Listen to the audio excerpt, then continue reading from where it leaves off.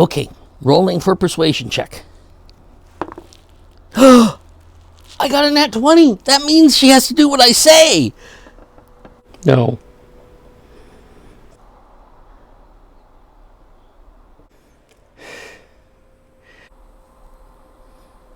But I got a nat 20. That always succeeds. No.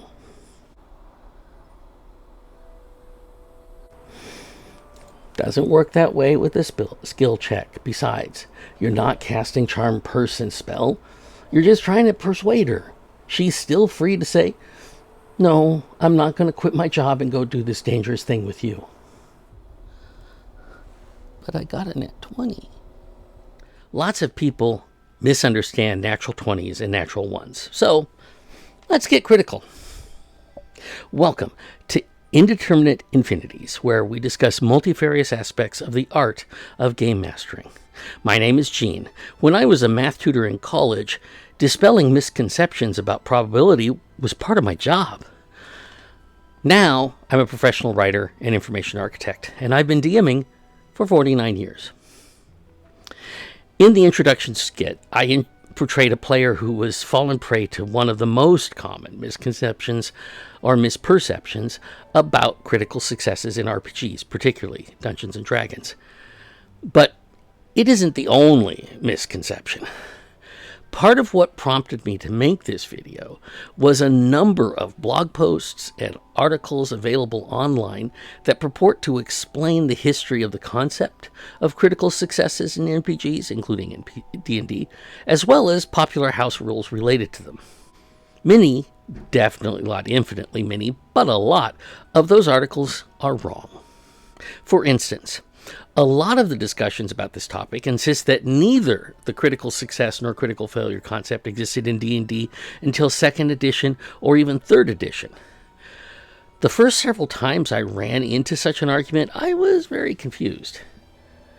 The assertion that the idea originated in either 2nd or 3rd edition of D&D made no sense to me personally because, well, I've never played 2nd or 3rd edition. I started in basic or original Dungeons & Dragons way back in 1976, before the publication of the first edition of Advanced Dungeons & Dragons in 1976, when my group switched over. I continued to use only first edition when I wasn't playing other systems such as Gamma World, Champions, Traveler, or Call of Cthulhu, or one of 2 different systems that I invented all on my own, until a dear friend of mine asked me to join his campaign in 2004, which he was basing on D&D Edition 3.5. And I had extremely clear recollections of, back in the late 70s and early 80s, discussions with my co-DMs and players about various ways we were trying to reward critical hits in combat, as well as how to penalize critical misses. And there was just no way we would have been having so many of those discussions of critical hits or misses back then if the concept hadn't existed in the rules as written. So, I'm going to read from the first edition Dungeon Master's Guide, written by Gary Gygax himself, published in 1979. Page 81. So, page 81. A 1 is always a failure, regardless of magical modifiers to the contrary. However, as a DM, you may adjust such failures according to prevailing circumstances, although any adjudication which negates failure on a roll of 1 is not recommended at all. Another rule you may wish to consider is allowing a save, where applicable, on a natural 20, regardless of penalties. Wait, there's more. Page 79. A roll of a 1 is always a failure, regardless of magical protections, spells, or any other reasons which may indicate the contrary. And on page 80,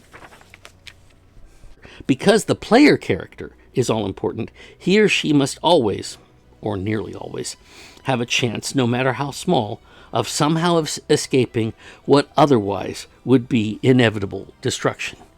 and then page 82. A quick glance at the progression of the numbers on the combat tables will reveal that 20 is repeated.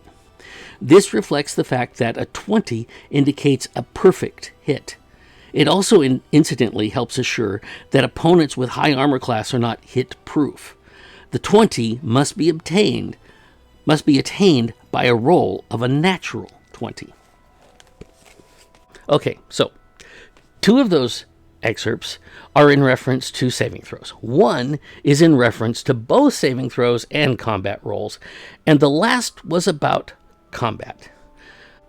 The first excerpt refers to a natural 20 in a way that it sounds like an optional rule, but the full text of that page, if I were to read it to you, and the page where I pulled the third excerpt from, doesn't treat it as optional. Gygax was, I think, in that particular passage, trying to segue from his admission that DMs can choose to modify some rules, even though he clearly didn't think they should. My point is not that because these passages were in the first edition of Advanced Dungeons & Dragons and written by Gygax himself, that they must apply to all versions of D&D and derived games, no matter what. Rather, it seems to me that a lot of the discourse that you can find out there where people oppose any or most use of rules about natural ones and natural 20s is based on that false claim that the concept of critical successes and critical failures was some sort of fan service added grudgingly to the rules of more recent editions. No, the concepts have been there since first edition. You need a better argument if you want to throw them out entirely. Let's look at another argument. Probability. I mentioned earlier my time as a math tutor. My bachelor's is in mathematics. And during my first contemplations of possibly going to grad school, I had 2 areas of study within mathematics that strongly called to me: axiomatic set theory and game theory. Game theory is a subset of statistics, so I took a lot of statistics-related classes in my undergraduate work. Hence, my more than passing familiarity with the actual laws of probability. So, on a single roll of a 20-sided dice, the odds of one rolling a 20 are exactly the same as the odds of rolling a 1, and exactly the same as the odds of rolling a 5, or an 11, or a 3, or a 2, or a 17, and so on. It's a simple linear probability. The odds of rolling a single number is 1 in 20, otherwise known as a 5% chance. Mathematically, there is no reason why rolling a natural 20 is more difficult or a more rare achievement than a 17 or 2 or 11 or 5. We have decided that rolling a 1 is the worst you can do, rolling a 20 is the best, and have assigned a gradually increasing value on each integer as we go in counting order from 1 to 20. There is nothing wrong with doing that. And given that we have modifiers and that many rolls are contests, either against an opponent's roll or their assigned value in a particular area, it makes calculations easy. It's not strictly about probability, and that's okay. All games assign arbitrary values of success or failure to particular pieces, or cards, or locations on the board, or locations on the playing field, or numbers rolled on a dice, and so on. Probability does come up in situations where, for instance, the player must roll a 17 or higher to succeed. There is a 20% chance that the unmodified number they will roll is equal to or greater than 17, thus achieving success, and therefore an 80% chance of failing. But the special significance assigned to a natural 1 or a natural 20 isn't about probability. The upshot is you can't make a solid argument using probability about whether or not to assign special significance to those 2 numbers.